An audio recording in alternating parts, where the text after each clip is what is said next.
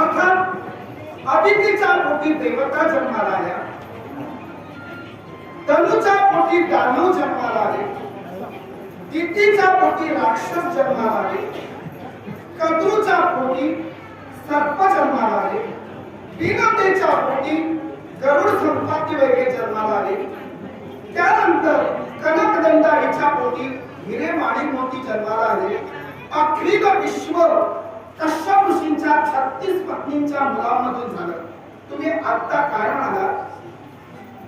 दनुकुलोत्पन्न म्हणाला. जरा तुम्ही दनुकुलोत्पन्न असाल तर कश्यप ऋषींच्या अदिती देवीच्या पोटी आमचा जन्म झाला, मग ते दनुच्या पोटी तुमचा जन्म झाला. आत्ताच तुम्ही म्हणाला दनु, तेव्हा नक्की आधी तुम्ही कुठल्या कुलात जन्माला आलात त्याची खात्री टिचकी वाजवणं आधी मी बोलतोय. टिचकी वाजवणं म्हणजे असभ्यतेचं लक्षण. ते तुम्ही माझ्याकडे येऊन प्रदर्शित केला तेव्हा ओघाओघानं म्हटलात मी दनुपुत्र.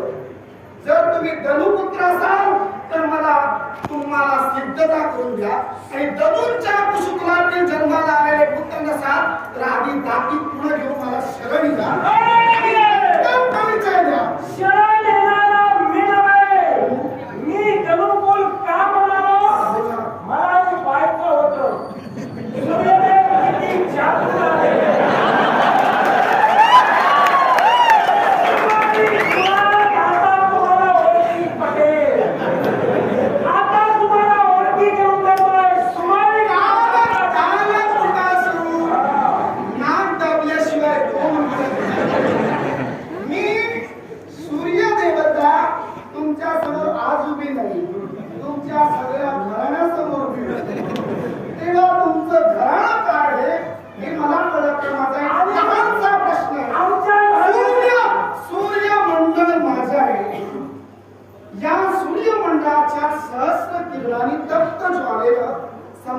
जाळून खा होतो, तुम्ही जळालाच नाही कशी? याला कारण माझं सामर्थ्य.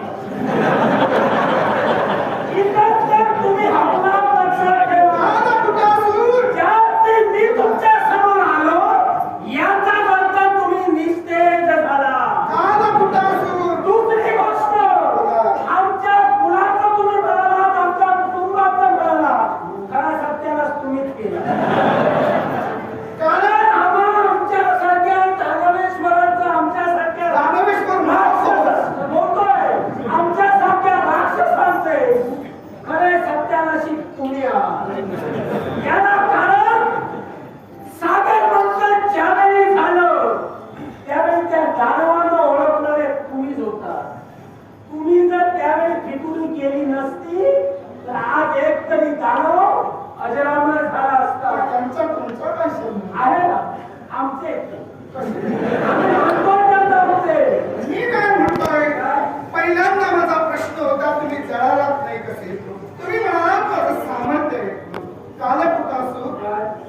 मला दिवाकर म्हणतात.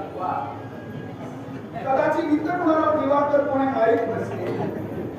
दिवाकर म्हणतात.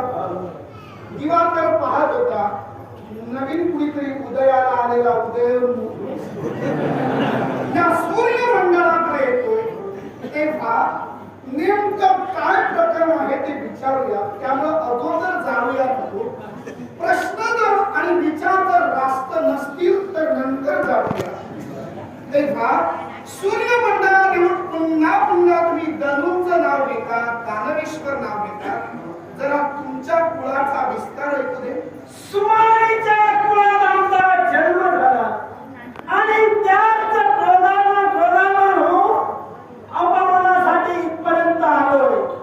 ज्याचा अपमान आपण केला, माली सुमारीचा सेवक तुम्हा देवता जन्म केला आणि त्याच माली सुमारीला मान नसताना साक्षात विश्वाचा बोलत नको त्या सुमारींच्या बाजूने होता. यावेळी रागाच्या भरात तुमचं शिर उठलं. जिथं शिवशंभू महादेवाचा मान्य नव्हतं तुम्ही का गेला तिथं? तुम्ही नक्की सुमारी कुलातीलच आहात. होय. तुम्ही काय म्हणाला? सुमारी आणि माळींना तुम्ही तुमच्या रागाड्याला मान्य करतो, पण सुमाळी वयोवृद्ध अवस्थेत जाऊन म्हातारे होऊन गेले, मग तुम्ही आमच्या रागावर कसा करता? याला कारण तुम्ही आहात. तुम्ही नक्की तुमच्या कुळाचा अभ्यास करून आलात का? पूर्णपणे केले. आणि मग त्यांच्या त्या कुळाला अभ्यास करण्याची गरज नाही, कारण तुम्ही देव आहात. विश्व निर्माण तुम्ही केलं.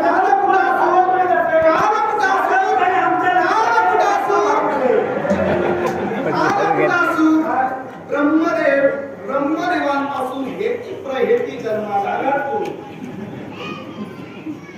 त्यानंतर विद्युतकेश, सुकेश आणि त्यांचे माली, माल्यवान आणि सुमाळी.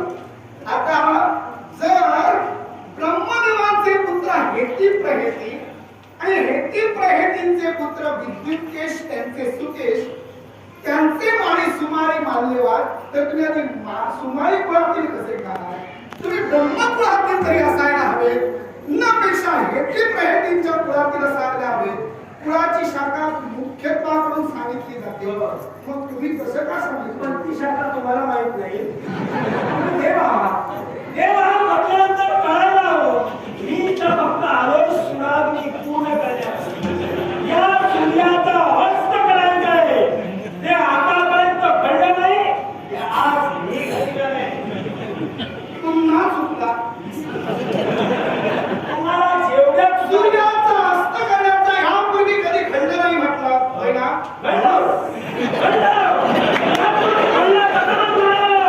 शिवशंभूला तुमचा शिरपे आम्ही म्हटलं होतं याचा सूर्याचा अस्त कधी झाला नाही, म्हणून मी करायला आलो. आत्ता म्हणाला तुम्ही गुंतवटप्पी भाषेला कसे काय बोलता?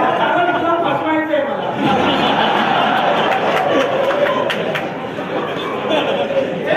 प्रहेतीपासून तुमच्या विद्युतकेश, सुकेश, माली, सुमाळी, माल्यवानापर्यंत तुम्ही फसू शकले नाही. तुम्ही कसे फसणार? एवढी हिंमत वाटली त्यांना ते जमलं नाही, त्यांनी करणार नाही. हे लक्षात ठेवा. काय आहे? मृत्यू लोकांतील भाषेत जर सांगायचं झालं, मानवनावर माझी नजर असते. मूर्खांच्या बाजारात द्राक्ष सुद्धा करवंद द्राक्षाच्या भाव येणाऱ्याला कळायला हवी.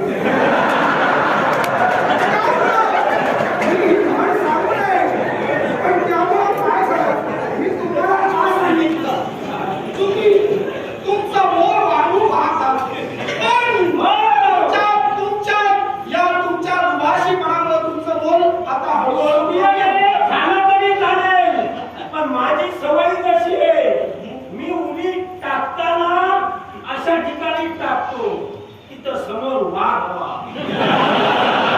लांडग्या कोळ्यांसमोर उडी मारणारे बरेच जण आहे. समजा मी जर वाघासमोर मेलो, काय म्हणणार आहे?